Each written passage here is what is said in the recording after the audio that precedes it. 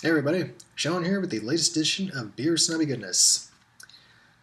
Continuing my Harviestoun beer review series, we are now going with the specially aged portion of the of the installments. This one is the first of those, as I said. This is Ola Dubh 1991.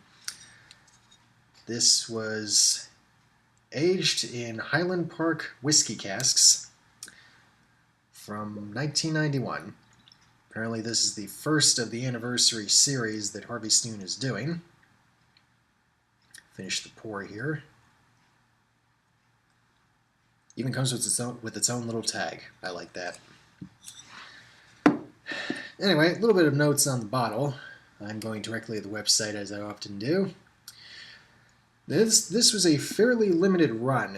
They only made 20,000 bottles of this. I think most of them actually went out overseas rather than staying domestic.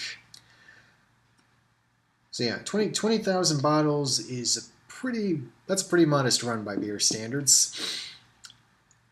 And it has been bottled at its full strength, which is a whopping 10.5% alcohol by volume. Whoa.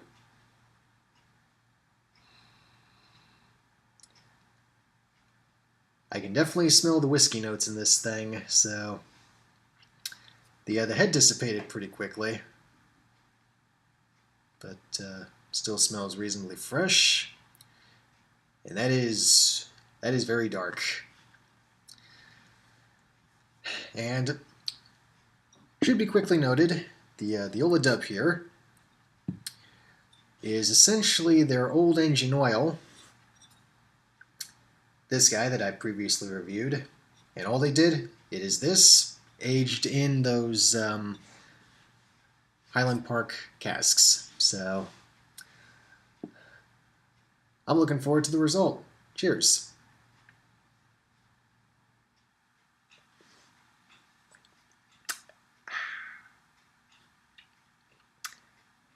You know, it definitely is 10.5% alcohol by volume.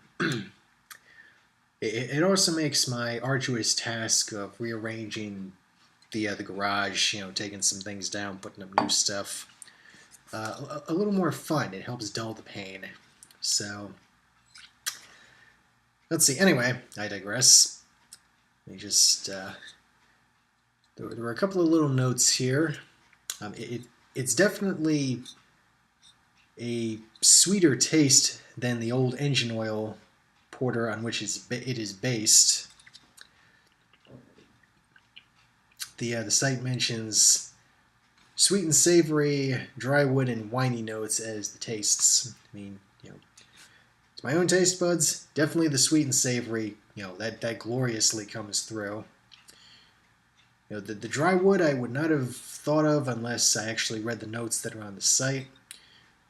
Wine, not so much. Of course, I'm more of a dry red wine person as opposed to a sweet, more sherry type person. Sherry's not wine, of course, but